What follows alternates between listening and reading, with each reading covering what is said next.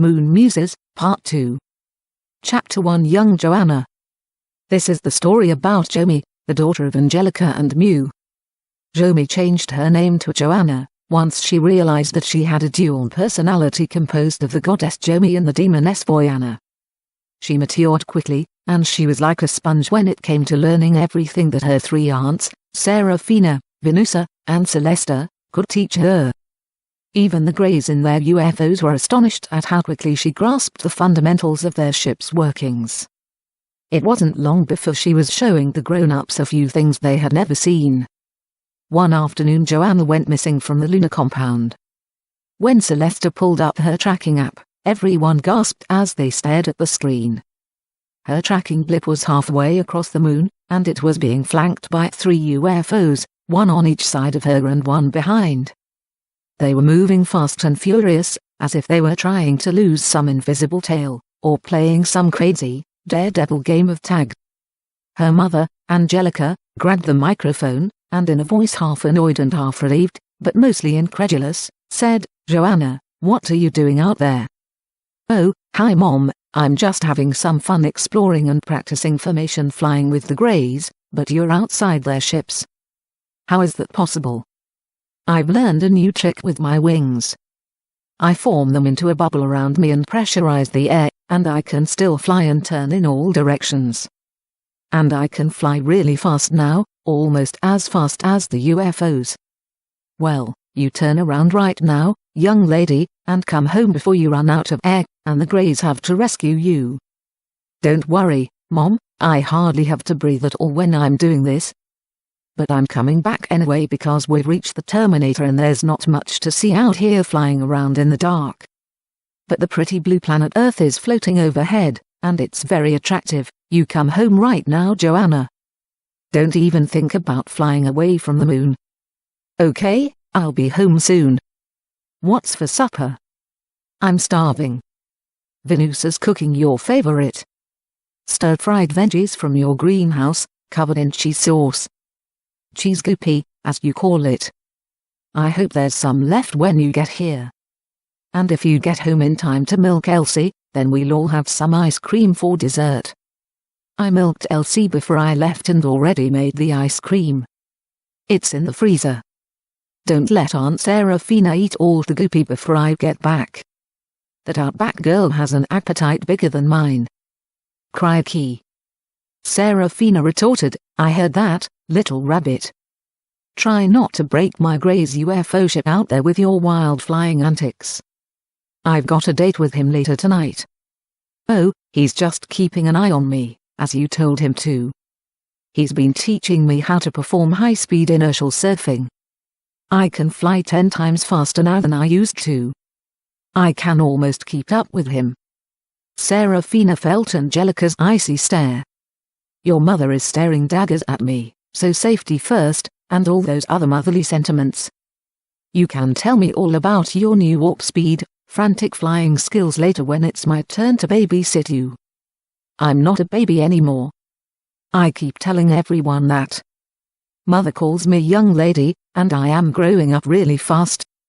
Serafina conceded, "You are indeed growing fast, little rabbit, in giant leaps and bounds." Chapter 2. Joanna maturing. Joanna was maturing faster than anyone had expected, and she seemed preoccupied with developing her various powers. She didn't neglect her chores, but as soon as they were done, she was out flying around with the Greys. She was getting faster and faster, and when she finally beat them, she thought everyone would be so proud of her. But they weren't. They were worried that she could no longer be protected. That she might get into trouble and there would be no one there to rescue her. "Rescue me from what?" Joanna asked, looking around the dinner table, first regarding her aunts and then looking at her mother. In her mind, she could see their various concerns. Venusa saw monsters lurking in the wide world. Monsters that would covet Joanna and her pretty wings, as a frog watches a fly. Serafina knew that the world was strewn with insidious traps set by devious foes. And there were often traps within those traps. Celesta could see Joanna's lurking dark side, the part of her that was forcing her to become more and more powerful. Faster, smarter, more dangerous. more dangerous than anyone could imagine, should her inner darkness be forced to the surface by someone threatening a loved one. She worried that someday Joanna might need to be rescued from herself. Her mother only saw her beloved child growing up too fast, and knew that fledglings must someday fly away from their nest. But this was too soon.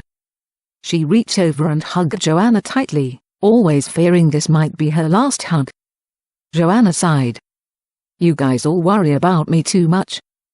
Dad knows what I'm becoming, and he's not worried.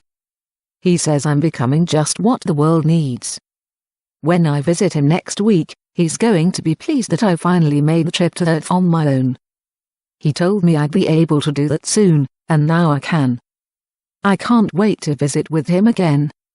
I'm halfway through the Star Trek series. And they have such delicious pizzas on Earth. Their mac and cheese is pretty good too." Her mother just sighed at her unhealthy, adolescent food choices. Serafina asked what her favorite movies were. "I like them all, and I can see your Moon-Muse influences in many of them." Venusa asked, "Which ones have you watched so far?" "I've watched Barbie, Lilo and Stitch, Frozen, Tangled, Little Mermaid, Cinderella, Maleficent, Neverending Story, Wizard of Oz, Peter Pan, Mary Poppins, Chitty Chitty Bang Bang, Enchanted, Harry Potter, Tomorrowland, Splash, Aquamarine, Aquaman. Lots and lots, and there are so many more to see." Her mother sighed, "At least you haven't gotten to the violent adult ones yet."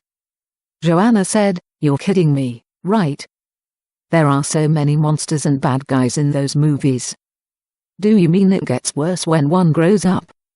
No wonder Dad hasn't let me explore the wide world yet. He says I first have to learn how to defeat all the monsters. I need to become the monster's monster. He says that's the only way to keep them all under control. If you want peace, prepare for war." Celeste queried, "So, your father's teaching you to become a monster?" Joanna replied, "Only part-time when it's really necessary. He says it's okay to be a fairy princess most of the time. That's what I like being best, but I know there's a scary darkness deep down inside me that I must learn to tame and control." Serafina exclaimed, "Crikey! I better not eat all the cheese goopy anymore." "Don't worry, the princess gladly shares her goopy with her starving peasant," Joanna winked, passing Serafina the nearly empty bowl. Serafina eagerly scraped the last of the cheese goopy onto her plate. "You're my favorite princess, Princess Joanna." Everyone laughed. Chapter 3 Visiting Dad.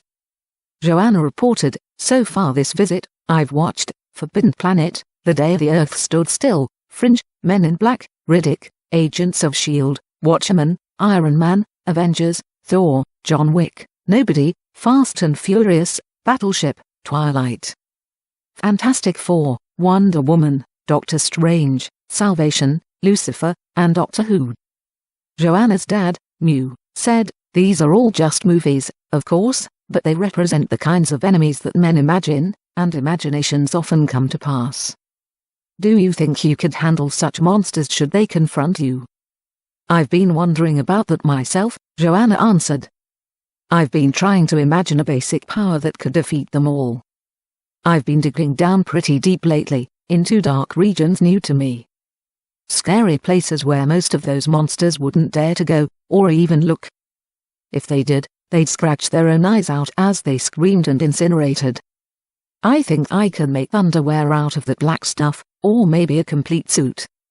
Anything touching it like a monster's claw, or a knife, or a bullet, or a burning light beam, would simply be absorbed into oblivion. I'd have to make some intermediate material that would conceal that under armor, so it could be touched, but not penetrated. Or maybe I could make a clear, two-part, whole-body layer that would protect me completely, be impenetrable, but still touchable. Or perhaps I could just pull that scary darkness up to just below the surface of my body. Hey, I think that might work. Whatever you do, please try it out on a fence post first, not on me." Mew laughed. "Oh Dad, you're so funny. Can we have some French fries for lunch?" "Yes, Joanna, but with vegetables, juice, and fruit salad for dessert." Your mother has been chiding me about our unhealthy TV dinner meals. She says she doesn't know which one of us is the worst kid. I assured her you are. Oh, thanks, Dad. Chapter 4. Ready for the city. Have you learned how to withdraw your wings yet, so you look like a normal human girl? Mew asked Joanna. Yes, that's easy. Look. Joanna twirled around, then curtsied. Very elegant. But you're going to need some new clothes if you're going out into the wide world. Go online and order some basic daytime clothes. Then you can go into the big city and buy yourself some fancy evening attire, Mew suggested. Here's your debit and credit cards. Thanks, Dad. Joanna accepted the cards and kissed his cheek. Are you sure you can fly invisibly and land unobserved? I've been practicing that for weeks now. I can do it. What's that outside? Mew asked, pointing at the window. When Joanna turned around to look out the window, Mew shot her in the arm with his handgun. Ouch. What did you do that for? Joanna asked, rubbing away the red mark on the back of her arm.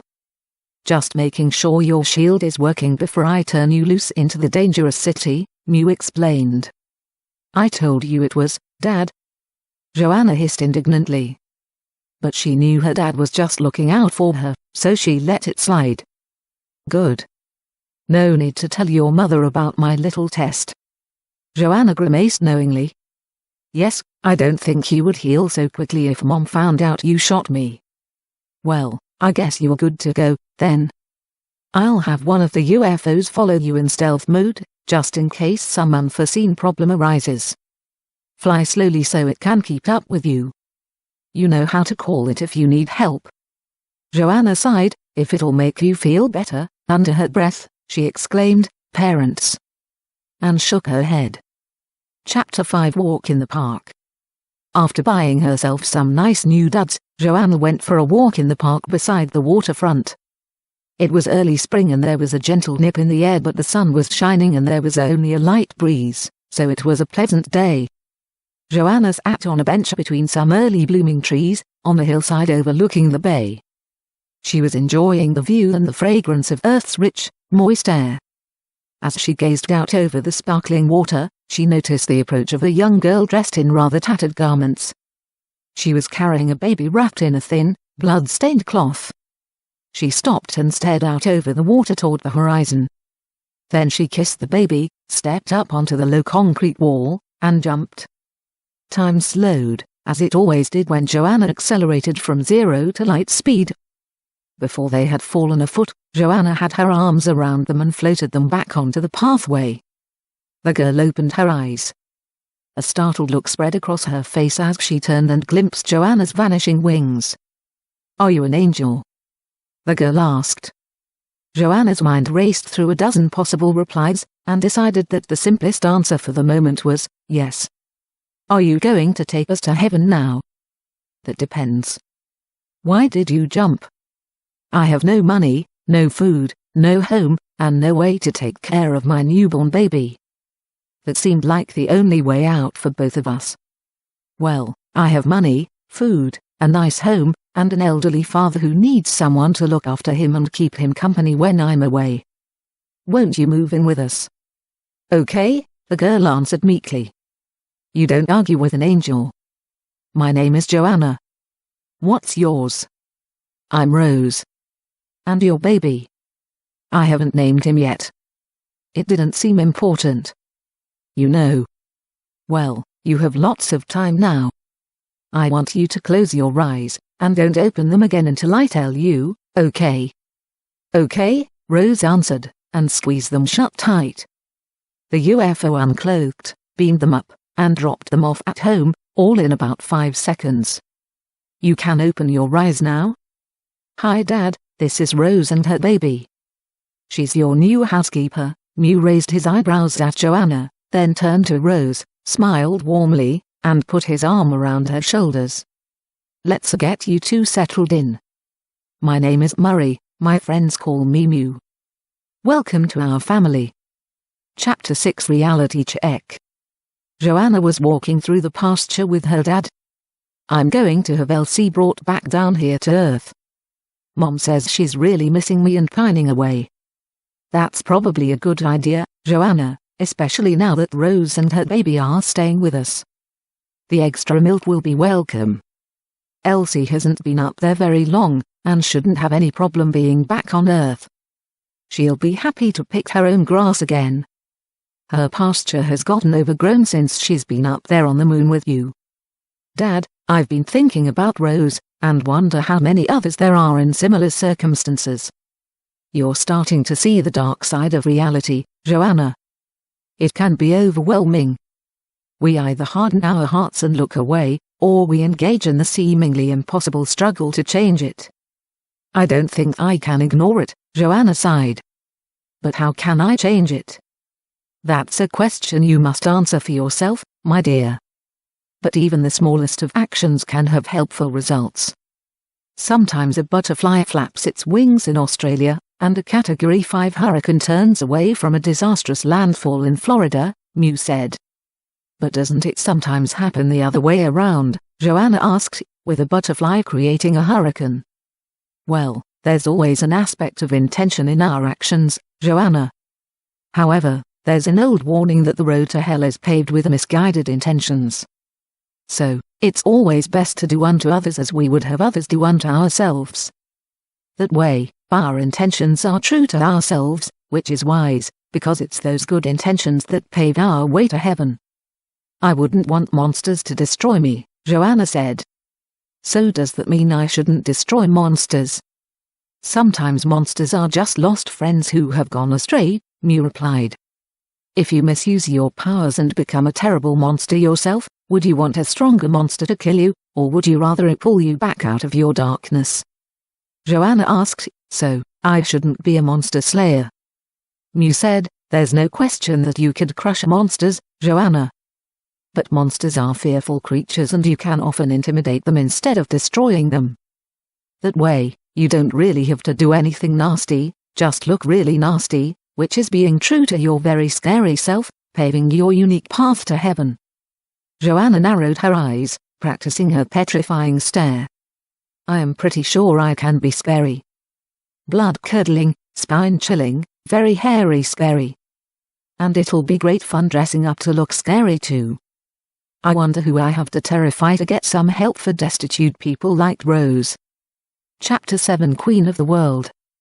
Dad, I've been thinking about it, and watching and listening, and with a little effort, I am pretty sure I could infiltrate and establish myself as Queen of the World. Is that what you want to become? Mew asked. No, not really, because nice people don't need anyone telling them what to do. It's only the nasty people who I would end up ruling. I would eventually become Queen of the Underworld. And I doubt I could hold that position very long without becoming the worst of the worst. I would soon devolve into the dreaded demoness of hell. Yes, Joanna, I don't think your goddess side would be very happy doing that job. So, what should I do? I can't just do nothing, Dad. Things need to improve in this world, especially for the downtrodden and poor. Mew asked, who are the ones oppressing the poor? It's not the kind people, like you, who rescued Rose and her baby. Joanna answered, no, it's the heartless, greedy people who never have enough. Who take and take, living in their mighty castles and luxurious mansions while their poor slaves and hungry peasants grovel in squalor. I think we need to get rid of those oppressors. And how are you going to do that, in a way that's true to yourself? Mew asked. You know how, don't you, Dad? Why don't you just tell me? Nice people don't need anyone telling them what to do, Mew smiled, echoing his daughter's words. You are so frustrating sometimes. Joanna exclaimed. Your mother would agree. Why don't you ask her? She was about to wipe out all the bad people once upon a time. Good plan. I am missing her. I'll be back in a few days. Joanna bubbled her wings and flew to the moon. Chapter 8 Dad's Diary. After Joanna returned to the moon and updated her mom and aunts about her current state of development, and the recent happenings down on Earth. The incident saving Rose and her baby, and her growing desire to help all the poor people of the world, Joanna said, Mom, how am I going to do that? Well, that's a daunting task you've set for yourself, my dear, her mom answered. Do you think it's too much? Joanna asked. Perhaps not for you. You are becoming someone, who just might be able to do it, but do what? I think Dad knows what I'm going to do, and I think you do, too. What aren't you guys telling me? Have you read your father's diary? Her mother asked. What diary? I didn't even know he was keeping one. Yes, it's a story about us. He's writing it like a book. He calls it MOON-MUSES. Serafina, can you get an up-to-date copy for Joanna? Do you still have access? Serafina just rolled her eyes, suggesting the answer was obvious. After Joanna read the diary, she sighed, leaned back against her pillow, and fell asleep. It was a lot to digest. At breakfast the next morning, everyone was unusually quiet. They were all waiting for Joanna's reaction.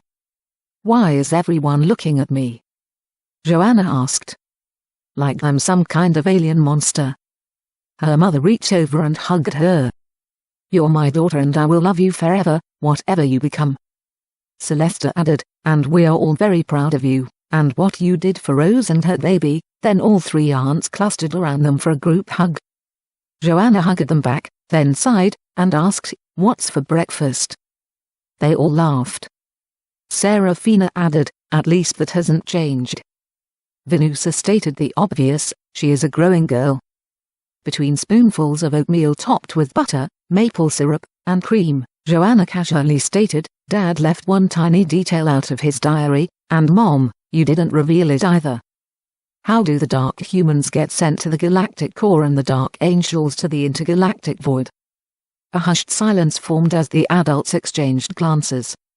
I told you she would figure it out. Serafina interjected. She is a clever girl, Venusa agreed. But it won't be easy, Celeste cautioned. Is it going to be dangerous? Her mother fretted. I'm right here, guys. Joanna stated the obvious, and everyone returned their focus to her, awaiting her estimation of whether she could do it. You guys think I'm going to be able to open wormholes to those places, don't you? My Gray says he thinks you can, or at least soon will be able to, Serafina assured her. But, I haven't even flown to the sun yet, Joanna protested.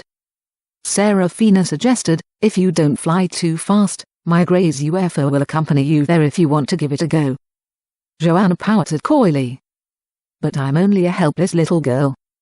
The kitchen resounded with ironic laughter. Chapter 9 To the Sun.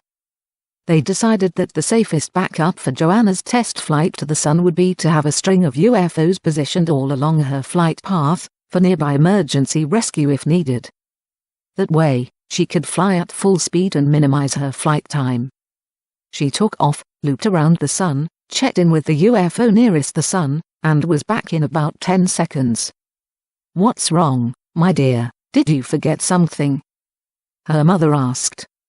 You don't have to go today if you're not feeling up to it. Mom, I am back, Joanna said. Yes, that's okay. What's wrong? No, Mom. I am back. I flew all the way around the sun, Joanna said. All her aunts and her mother looked at each other in disbelief or at least scientific doubt. It might be possible, Serafina said. Superluminal travel has been theorized as a quantum possibility. It just hasn't been demonstrated. Until now?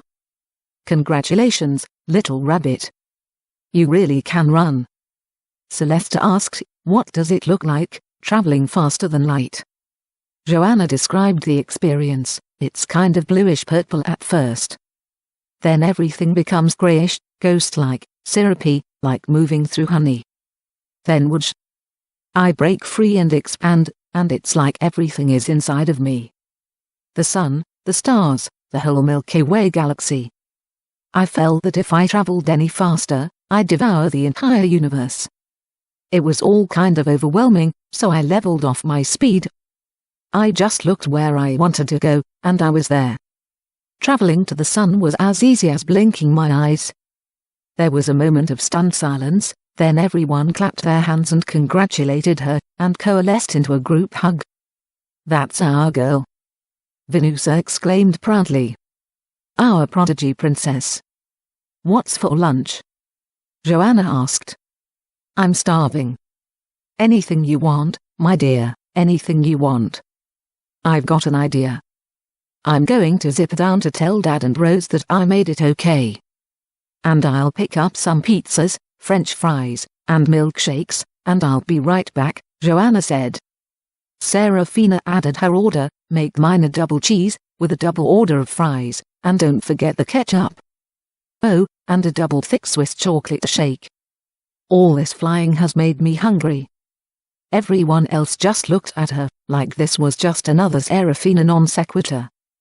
"Yeah, that sounds good to me too, I think I'll get the same." Joanna smiled. Then, bleep. She bubbled off to Earth. No one was worried about her anymore. The antimatter wormholes are going to be a piece of cake. Serafina's Grey told her. We all knew she could do it. Chapter 10 Joanna and Rose. Hidden beneath the Great Pyramid of Khufu is an ancient artifact, a black sword found in the heart of a meteorite that landed at that exact location a long time ago. Many artifacts were carved from the silvery shell material of that meteorite, and they were carried away over time and are now jealously guarded in the treasure troves of a cadre of rich and famous people. Those silvery celestial amulets bestow health, longevity, and personal power upon all who touch them. But those gifts become diluted the more different people touch them. Hence the jealous, secret guarding of them. That black sword has a hilt carved into a skeletal body whose head countenance is sunken, orange, glowing eyes. There are a number of ancient runes carved into the upper part of that short, Roman-style blade, but the message, or warning, they convey is unknown. It's alien. On the obverse side, there are carved drawings of arriving and departing wormholes. Back on the front side are carved 4 smaller blades, representing the 4 forces of creation, and threatening an unpleasant outcome for anyone challenging it. That sword is made of an extremely hard, unbreakable, dense, resounding, non-corroding, magnetic material with swirls of dark green olivine resembling Damascus steel. When that sword is held, it pulls in and focuses all the psychic power of all its removed and dispersed peripheral pieces, resulting in the instant deaths of all those who have touched them, and the blazing dematerialization of the sword holder. That sword was buried, to never be found nor held, remaining safely entombed forever, beneath the world's largest tombstone, the Great Pyramid. That's what you need to retrieve, Joanna, in order to create the antimatter wormholes. How am I going to get it, Dad? Have you learned how to dematerialize your body yet? I'm not sure. When I fly really fast, I think that's what happens. My body becomes transparent. Is that dematerialization? Have you tried flying through things then? Mew asked. No, not yet. Rose, who was quietly listening along, finally piped in. You be careful, Joanna. I don't want you to splatter onto a wall. Mew agreed, definitely not. Why don't you girls go out and practice on the diapers and bed sheets hanging on the clothesline? I'll watch baby Daniel. Out in the backyard, Joanna laughed. This is going to be embarrassing if I die in one of Daniel's soggy diapers. Well, if they end up on the ground, it's your turn to wash them, Rose giggled. What do you mean, my turn? I washed these this morning, Joanna protested. You can't knock a girl for trying, Rose smiled. It was hard to tell which girl was older. Rose was 18, and Joanna was maturing fast. They could pass for sisters, not twins, but close. Rose seemed to easily accept all the weird stuff going on. She was a reborn, as a samurai would say, and was drinking it all in, without prejudice, as a newborn does. Well, here goes. Joanna had stepped back against the barn wall to get a running start. Whoosh. Yuck. Joanna pulled a wet diaper off her face. Concentrate, Rose said. I think you were expecting that, so it happened. Don't look at the diapers, look beyond them. Rose took the diaper and pinned it back on the line. Okay, I'm concentrating. There are no soggy diapers. There are no soggy diapers, whoosh. Joanna went right through the diapers and the oak tree with a swing. You did it, Rose exclaimed. A piece of cake, Joanna replied. I just had to concentrate. Joanna spent the rest of the week practicing picking up things as she was passing through them. Rose made helpful suggestions such as, start by dropping things off, then move on to picking things up, that helped Joanna to learn to dematerialize and rematerialize other things besides herself. Joanna smirked. Are you secretly trying to teach me how to hang up diapers at light speed? They both laughed. But Rose thought that would be a useful skill. Well, are you two girls ready for your trip to Egypt? Mew inquired. Am I really going to? Rose asked. You're an adult. Joanna is just a child. Joanna narrowed her eyes. Hold off on the death ray, young lady. I'm just stating the facts, Mew laughed. What if you run into some unexpected difficulty? Best to have two brains working on a solution. Sometimes you're too close to the problem, Joanna. Rose has an independent perspective. You can carry Rose, can't you? Yes, I guess so. I've been practicing carrying things. Am I going to fly superluminal? Rose asked excitedly. Do I have to close my eyes? You can keep them open, Joanna sighed. Rose ran over and jumped into Joanna's arms. Who's the child? Joanna asked, looking at her dad. Well, you are growing up fast, Mew admitted. Chapter 11 Egypt. At superluminal speeds, Egypt was only an eye blink away, and Rose was so excited about flying that Joanna took her on a flyby tour of all the planets and some of their moons. Amidst all the oohs and ahs from Rose, Joanna warned, if you pee on me, this flight is over. They both giggled. Okay, let's find the pyramid and get that sword, Joanna said. In less than a minute, Joanna deposited Rose on the flat top of the Great Pyramid. Wow! What a view! Rose exclaimed. Joanna said, I heard this pyramid was originally clad in mirror-like, polished white limestone, and when the sun shone on its slightly concave sides, focused rays of light would spread out across the sands like the hands of a colossal solar clock or a terrestrial star. The view from here must have been amazing. Rose added, I heard that there was once a golden capstone, and they used to sacrifice virgins under the stars at night by throwing them naked into a burning cauldron of oil. Did they really do that? Joanna asked, why would they do that? I don't know, you know how guys are on Saturday nights, Rose said, then added, but you're too young to know guys yet, aren't you? I've seen movies, Joanna answered. Anyway, you wait here and don't attract any attention. I'm going to make a few quick passes under the ground and see if I can locate that sword. A few seconds later, Joanna was back. It's not there, she reported. Rose asked. How deep down did you go? I didn't go very deep. I thought they just plunked the pyramid on top of it. Guys like to dig holes, Rose said. I'll bet they drilled a deep one and dropped the sword down it, just to be doubly safe.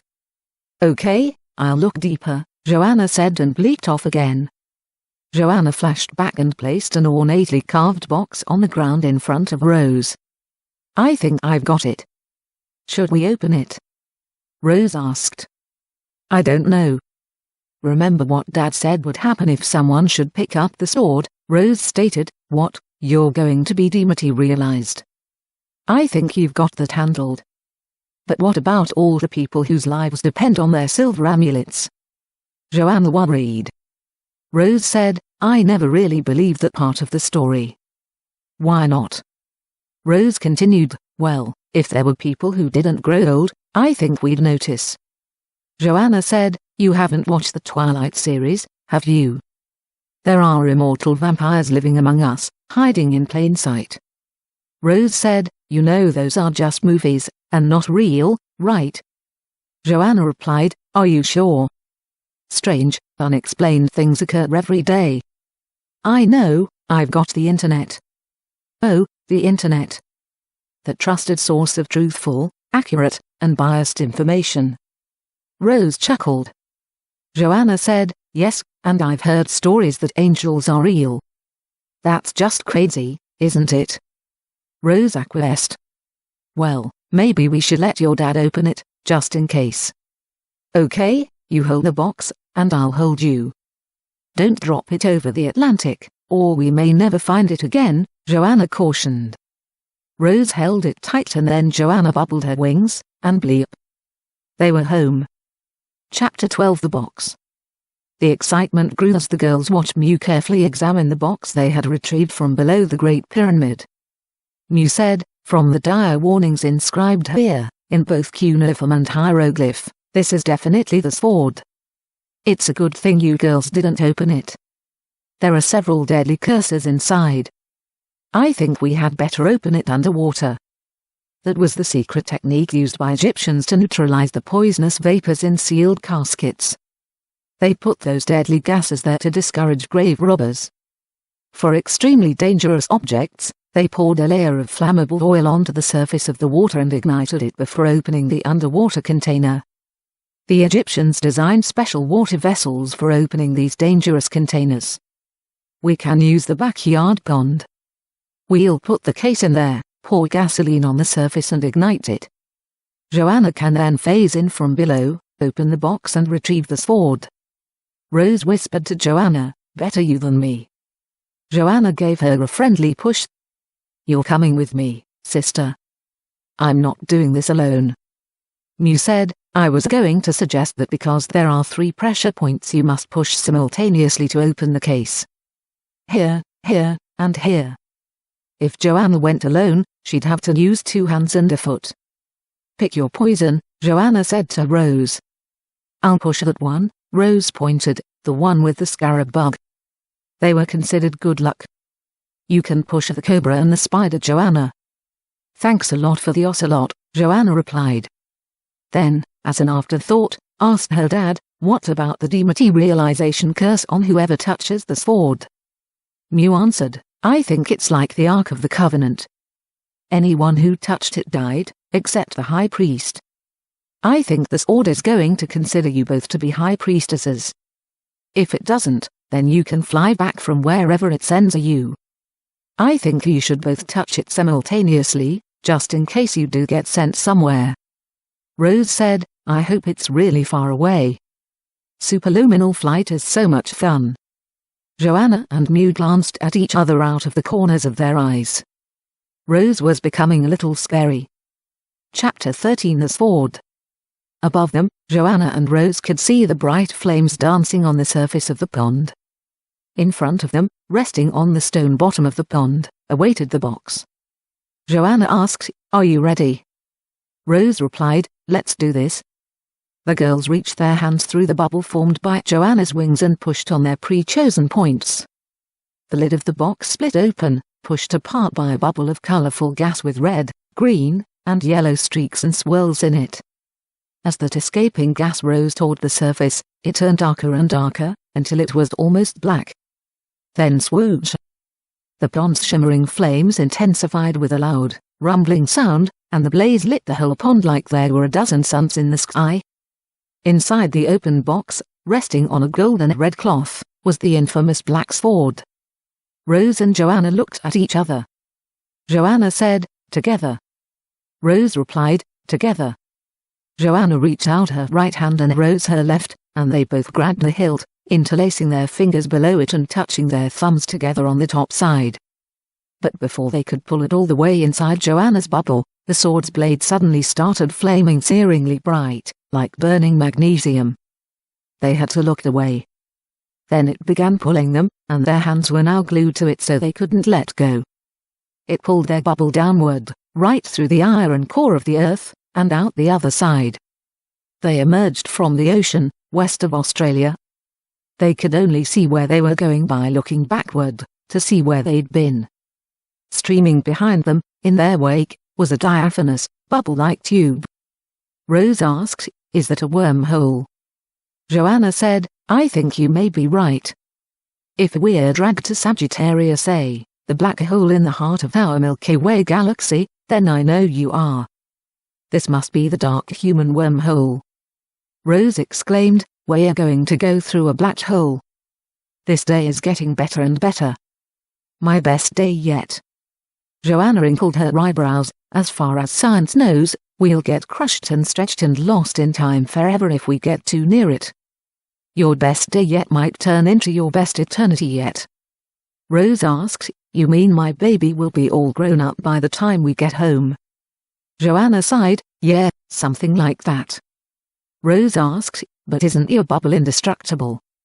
Joanna answered, "I don't know, I've never been near a black hole before." The sword didn't lead them through the plane of the galaxy, it traveled above it, and as it neared the galactic core, it curved down toward Sagittarius A but not straight at it. It orbited it several times, weaving around nearby stars. Then, the sword suddenly stopped blazing, and they could look at it again. It was now only glowing orange hot like it had just been pulled from a blacksmith's forge. Rose said, "It's kind of pretty, don't you think?" "I'm glad its handle isn't hot," Joanna said. "Enjoy the view while you can." "I don't think its work is over yet," Rose asked. "Where are we going next?" Joanna replied, "Into the deep darkness of empty space, probably." And she was right. Rose observed, "It's pulling harder now." Joanna explained, "Yes, we've got a long way to go." Rose sighed. "I guess we should have brought some sandwiches and coffee," Joanna said. "Yeah, so you could spill it on the inside of my wings." Rose said meekly, "I have to go pee." Joanna warned, "If you do, then you'll have something warm to drink." Rose replied, "I think I can hold it." "Good," Joanna said and shook her head. Rose asked, "Are we there yet?" Joanna sighed, "Don't be funny." Rose said, "I can't see any stars." "Where are we?" "Probably lost," Joanna observed. Rose asked, "How are we going to get back home?" Joanna explained, "When the sword's headlight turns back on, we'll be headed back toward our sun, and then home." Rose said, "I think it heard you. It's getting bonkers bright again. I should have brought my sunglasses." Joanna sighed. "Yeah, move right in. Maybe I can make you a feather bed, too." Rose crossed her legs. "How long before we get there?" "You better not pee." Joanna warned her again. "Too late." "Sorry." "I'll wash your feathers when we get home," Rose apologized.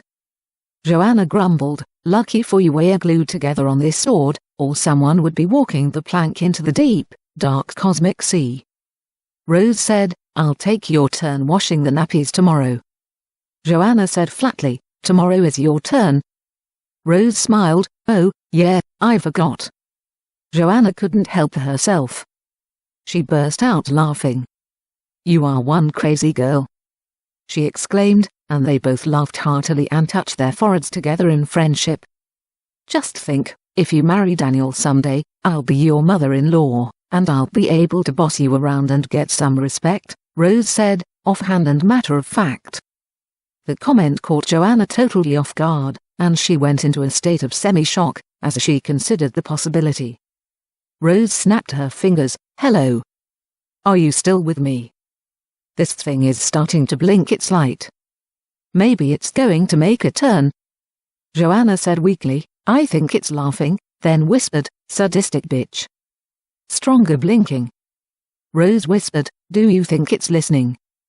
Maybe we're its first human contacts."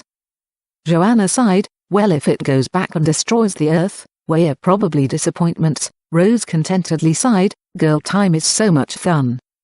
We should do this more often." "Yeah," Joanna answered unenthusiastically, wondering if little white lies were among those misguided good intentions that lead one to hell. Rose cupped her hand around Joanna's ear and whispered, "Do you think it's a guy?" Joanna whispered back, "What does that mean?" "You know," she tried to loosen her grip, but couldn't. "We've got our hands around, you know." The mother-in-law prospect was becoming scarier by the minute. "Oh look, there's our sun," Joanna changed the subject. "We're almost home." The sword splashed them through the not-so-liquid core of the sun, then turned off its brightness, and cooled down as it led them back to Earth, and return them to the bottom of the pond. Rose said, I think it wants us to put it back in its box. Joanna asked, what, down here under the water? Rose said, I think it thinks we live down here, and it wants to be near us.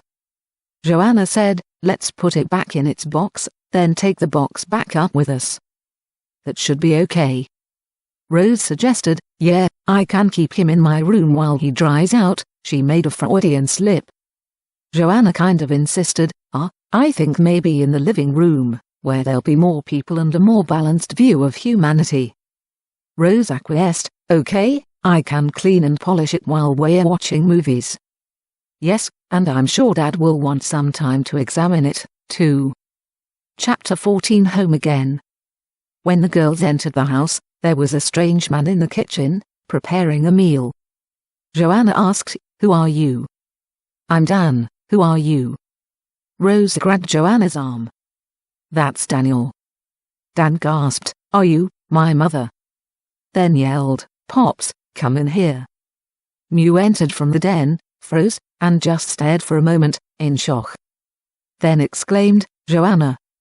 Rose. And rushed over and gathered them both in a big hug. Dan, this is your mother. Dan asked, which one? Rose opened her arms to him, and they ran to each other, tears of joy in their eyes. Daniel swept her up and swirled her around. Mom, I've missed you so much. Pops said you might come home someday. Joanna observed, Dad, you've grown old. How long have we been gone? Mew said, 18 years, 3 months, and 17 days. You'll have to tell me everything later, but right now you'd better scoot up to the moon and see your mom. She's waiting for you, she knows you're back. Joanna gave her dad another hug. See you soon, then bleep, she was gone to the moon. Mew walked over and picked up the box, which had been unceremoniously dropped on the floor. He pulled out the sword and looked it over. It's been a while, old friend, he whispered. The sword hummed and glowed a soft orange. Mew asked, so, who's going to tell their story first? Rose volunteered and summarized, we went for a ride. I peed on Joanna's wings, and we're back with the sword. Then she asked, what have you guys been up to? Mew interrupted, is that your whole story, Rose? Rose answered, pretty much. Oh, and we made some wormholes. Then Mew asked her, how long were you gone? Rose said, I don't know. About 20 minutes, I guess. Then she asked, how did you guys grow old so fast? Our time sped up when you were gone. Mew thought that would be the simplest explanation. Rose said, wow. I'm glad I wasn't here then. I'd be an old lady by now. Mew assured her. Don't worry, you don't look a day over 18. Rose sighed in relief, well then, that's okay, then added, maybe the sword kept us young, it's supposed to do that, right? It can do that. Yes, Mew looked at the sword closely, and quietly asked it, what have you been up to? The sword hummed softly. Daniel spent the rest of the evening filling in his life story for his mother, Rose. He'd had his 18th birthday a few months back. Pops had homeschooled him, and he was currently deciding which of the many prestigious universities that were vying to enroll him he would attend. He had taken care of the farm, and Pops planted an apple orchard of new varieties he had hybridized. Had become an amateur astronomer, and spent many nights searching the heavens. Looking for you, Mom, he added, and now you're back. He gave her another big hug. I've become a pilot, and I'm often flanked by UFOs, he winked at Pops. Rose said, we flew in a UFO on the day you were born. That doesn't seem very long ago. Meanwhile, on the moon, much the same was happening. Joanna's mom and aunt were telling her all about the things they'd been doing while she was gone. Her mom said, we knew you were out there somewhere because things were changing for the better down on Earth. Most of the conflicts ended after several tyrants and dictators suddenly, simultaneously died, or disappeared, leaving power vacuums that were filled with more conscientious, selfless leaders. The global population has stabilized, with fewer births and more deaths of dark and cruel individuals. countries are starting to care more for each other, sharing resources and technologies, and appreciating each other's cultures.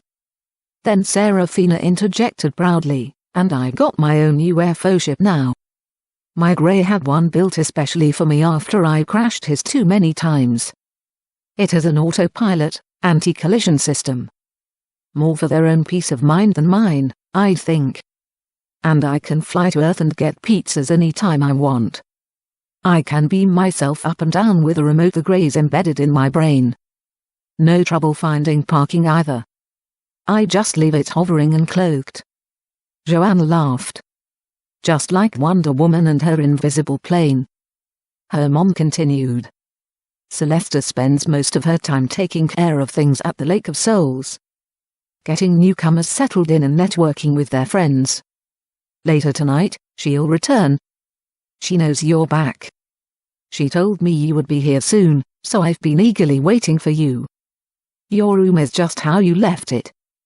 Perhaps a little more organized and cleaner, she dropped a subtle, motherly hint. Joanna smiled and gave her another hug. Oh, Mom, you take such good care of me. Where's Aunt Venusa? She's down on Earth, coordinating a desert reclamation project, planting several species of drought-resistant trees and crops that she designed. Serafina will show you where, tomorrow. I bet you're ready for a good night's sleep, my dear. Yeah, right after I have a hot shower to wash off some, she hesitated, then said, dust. Then her mind drifted, and she sighed wistfully. Daniel has grown up into such a handsome boy, hasn't he? Her mother raised her eyebrows, knowingly. He's a charming, kind, young man, my dear, and he often asks me to tell him stories about you. Chapter 15 Oasis. At the breakfast table the next morning, Serafina yawned and asked Joanna if she wanted to fly with her in her UFO down to Earth to visit Venusa at her desert reclamation project. Sure, Joanna said, then asked with a smile, you've got that anti-collision autopilot, right? Don't worry, little rabbit, I am a pretty good pilot nowadays, especially since the anti-crunch autopilot is always monitoring my maneuvers. Actually, I can't turn it off. That was the condition for me having my own UFO. Joanna smiled. Well, in that case, I'll be happy to fly Serafina. Serafina answered, actually, I think you're going to be more than happy because we're going to stop at your dad's place and pick up Daniel. He's been working with Venusa to develop new, highly adaptable apple trees, and he has a cluster of seedlings for her to test in her desert reclamation project. Imagine that. Apples growing in the Sahara. It'll be a first. Oh, then I'd better get cleaned up and dressed. Joanna skipped away to her room. Serafina called after her, aren't you going to finish your breakfast? You're already dressed. Then, as an afterthought shouted, this isn't a date, you know. But Joanna didn't hear her. 20 minutes later, Joanna reappeared and asked, how do I look? Overdressed for the desert, Serafina sighed, then added, we're already late. What took you so long? I couldn't decide what to wear. Venusa has such a posh wardrobe. I hope she doesn't mind me borrowing some of her togs. Serafina sighed, well if you ever bought anything besides blue jeans and t-shirts, you wouldn't always look like an outback cow Sheila, and have to steal another Sheila's duds to go on a date. Joanna said, no one would recognize me in anything else. Serafina quipped, I am sure Daniel will recognize you, whatever you're wearing. Or not wearing. Shut up. Joanna exclaimed, then looked down to hide her blush. Serafina pressed her advantage, didn't you used to change his diapers? Shut up, shut up. Joanna stomped her cowgirl boots, in a not-so-veiled warning. Serafina laughed, okay, princess, I'm just teasing. Remember, big girls, act cool. You want to look old enough for him, don't you? Then she got in one last little pinch. How old are you now? 7. You Aussie oyster. Joanna screamed. If you tell him I'm 7, you're going to be patching holes in your UFO for weeks. Serafina smiled, just having a little fun, rabbit. Don't worry, I'll behave, then whispered to herself, "My UFO is self-healing, anyway." When the girls, holding hands, beamed down from Seraphina's UFO into Mew's backyard, Rose was sitting there under the old oak tree in a lounge chair, polishing the sword. Rose said, "Hi girls. What a cute little UFO." "It's bigger on the inside," Seraphina said defensively. "That's nice, but I'm used to riding in Joanna's cramped little bubble, so no worries, mate." Before Joanna could defend her spacious bubble, Seraphina asked Rose, "You're not coming with us, are you?" Rose said, "Yes. Venusa invited me to see her new little desert garden. And I don't want to be too far away from Daniel right now. We've been apart for so long." Under her breath, Joanna whispered, "Yeah, for 20 minutes. Rose continued, "And the sword has been all alone for such a long time, I think I'll bring him along too." Joanna asked, "Is that safe?" Rose answered, "Yes, Mew said it was okay for both me and Daniel to handle the sword." "I think he likes me best." Rose kissed it affectionately. The sword hummed questionably.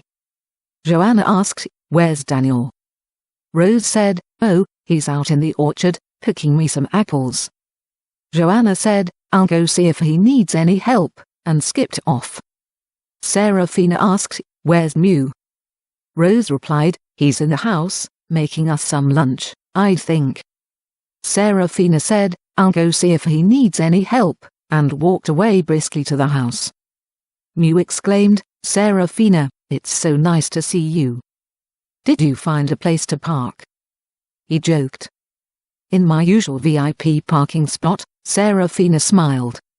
"Is it safe for Rose to be handling the sword?" she queried. Mew answered, "Oh, it's harmless with her. Keeps them both out of trouble," then added, "I am teaching Daniel how to use it." "Why?" Seraphina asked. Mew said, "There's some serious trouble brewing. We're going to have to deal with it soon. But don't worry about that now. Enjoy your desert outing. The kids all need a break." Out in the orchard, Daniel was carefully digging some apple saplings and putting them into wet peat moss and nestling them into small burlap sacks. "Hi, Dan," Joanna called and waved as she approached. Daniel stood up and brushed the loose dirt off his hands and knees. "Hi, Joanna. You look very pretty this morning. That's a lovely cashmere cardigan and plaid skirt. Are you Scottish?" "I didn't know Venusa was Scottish," Joanna thought. Then she answered, "I'm just an honorary Scot, by association," and she twirled around, spinning the tartan dress up into the air. Daniel lowered his eyes, unsure whether her undergarments, or lack of them, conformed to Scottish tradition. Joanna wondered why he was looking down. Then it dawned on her. She blushed and said, "My undies are French," assuring him she wasn't naked under her skirt. Then wondered if French underwear was actually much of an improvement over naked. Daniel said, "Well, I am sure they are very pretty." Then he wondered about the propriety of discussing a girl's undies, and he blushed too. Joanna said, "I think we're both just a couple of country bumpkins at heart. I normally wear blue jeans and a t-shirt. Can I help you dig up some saplings?" "No, but thank you." That was the last one to be bagged. "We're ready to go."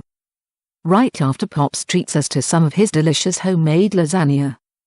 "Yeah, that's one of my favorites," Joanna agreed, wondering whether her dad's recipe had changed any over the last 18 years.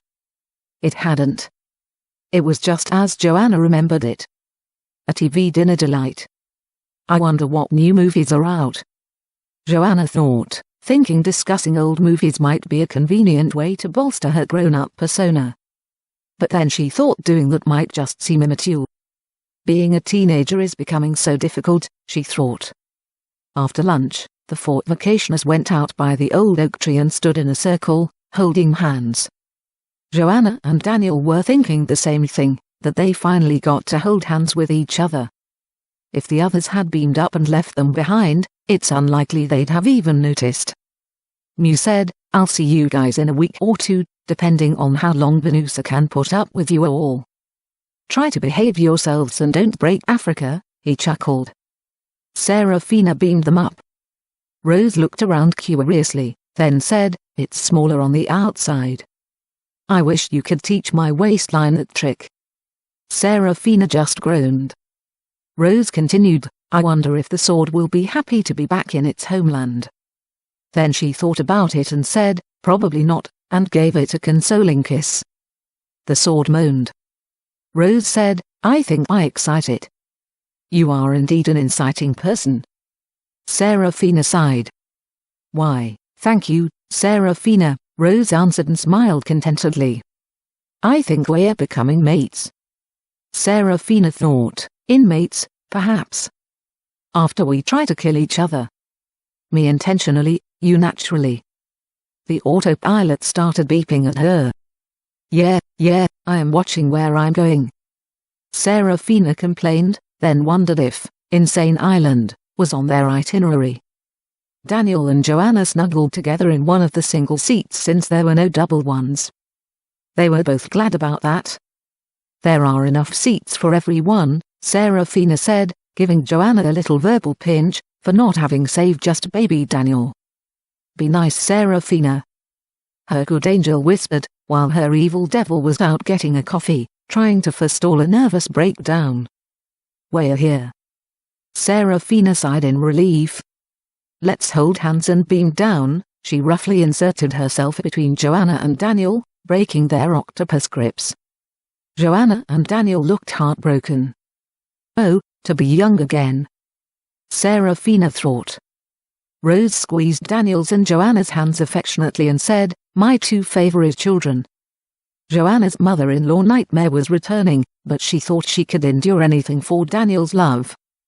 A wave of hot, dry, desert wind greeted them as they materialized on the soft, warm desert sand.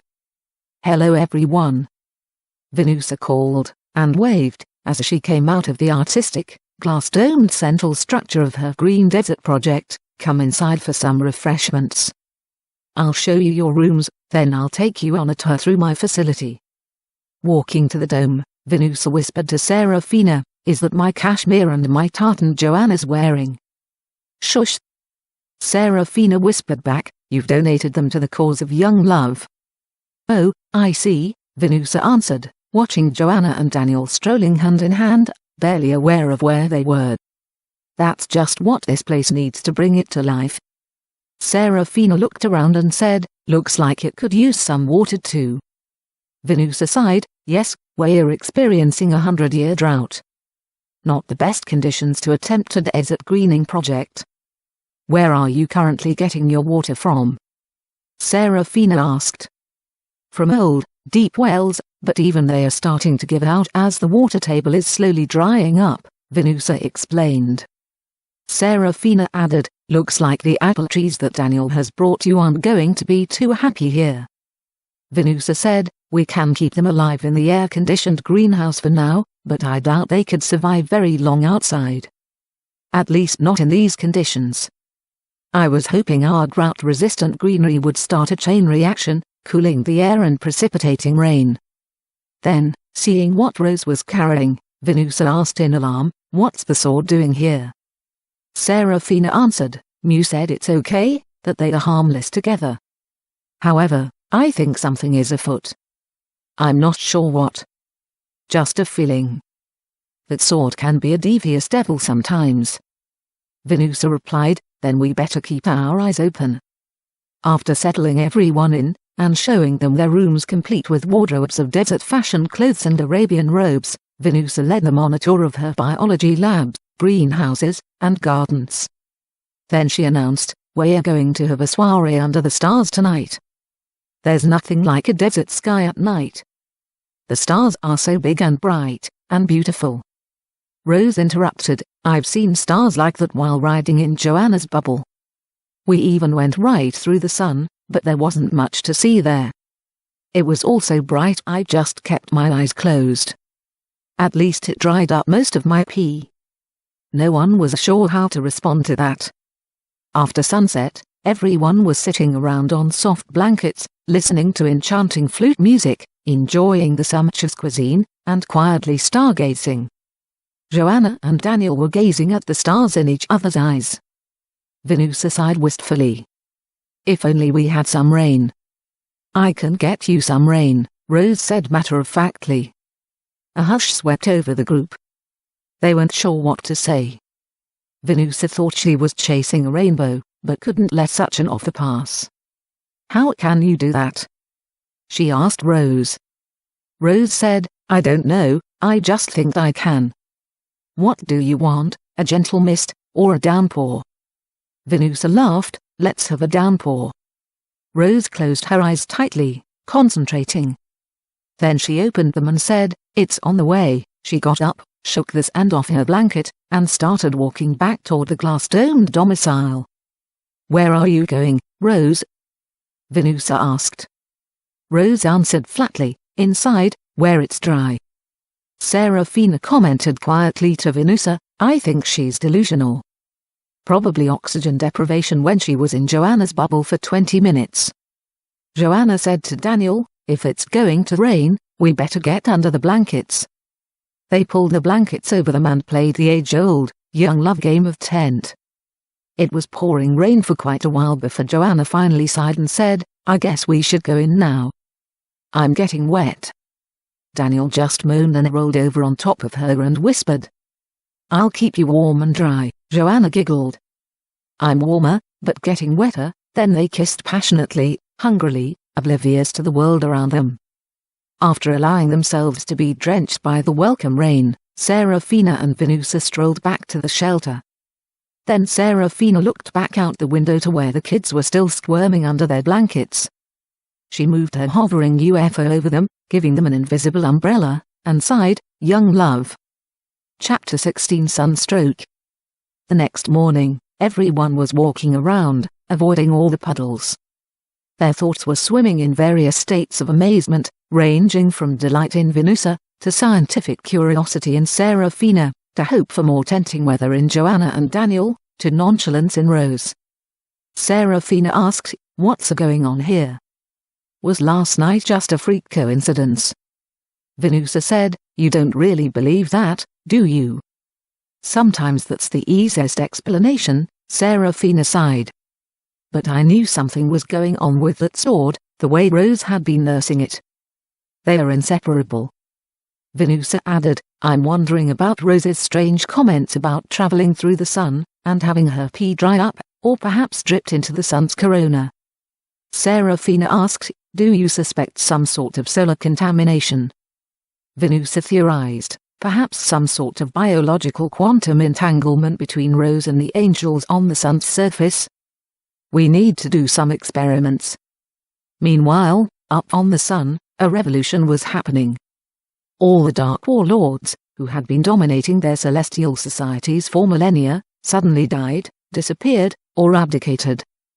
That societal upheaval immediately followed the unique solar transition by the long-prophesied, mythical, human beings. Their UFO bubble ship deposited a wormhole that sucked up most of the Dark Warlords. Seeing what was happening to the others, the Alpha Warlord with his elite warriors fled their solar domain. Humans were ill. They must have a homeworld somewhere out in the darkness. The ancient prophecy, that angels would someday merge with humans to achieve eternal life, might be true. That possibility had to be explored and exploited. Like bloodhounds, they followed the faint, misty exhaust trail of the UFO bubble ship and tracked it to its watery homeworld. They scanned the planet, strategizing how they might move in, take control, and become immortal. Back in the desert, Venusa and Serafina were grilling Rose. Serafina asked, how can you not know how you made it rain? I don't know, Rose answered. Venusa asked, what did you do when you closed your eyes? I told the angel that you wanted a downpour, Rose said. What angel? Serafina asked. Rose answered, the one who started talking to me shortly after we got back from our trip through the sun's corona. Venusa asked, did you tell anyone else about your contact with the angel? I told the sword, Rose answered. Serafina asked, does the sword talk to you too? Of course. He likes me, Rose answered, caressing the sword. Venusa asked, does the sword talk to the angel too? Of course, We all talk to each other, Rose said. Venusa and Serafina stepped aside and went into a huddle. Serafina asked, "Do you think she's lying?" Venusa answered, "No, I am sure she believes what she's saying. She has no guile." Then Venusa continued, "I may be selfish here, but before we probe the deeper implications of this phenomenon, I want to put in another order for some more rain." Serafina was scientifically curious, so she shrugged and said, "Okay." Venusa went back to Rose, smiled warmly, and said, "My dear, do you think you could make more rain?" "Sure," Rose replied. Venusa took the big oasis plunge. "Can you make it rain moderately every morning for a few hours, covering about a 50-mile radius from here?" "Sure," Rose replied. Muse warning not to break Africa echoed through Serafina's mind. "I think we should update Mew on what's happening and get his input before we go any further with this," Serafina said. Venusa agreed, "Okay," then stubbornly added, "But I'm not changing my order for rain." Serafina whispered, "Have you thought about how all this is happening? The implications are earth-changing." The end of Book 2. The story continues in Book 3.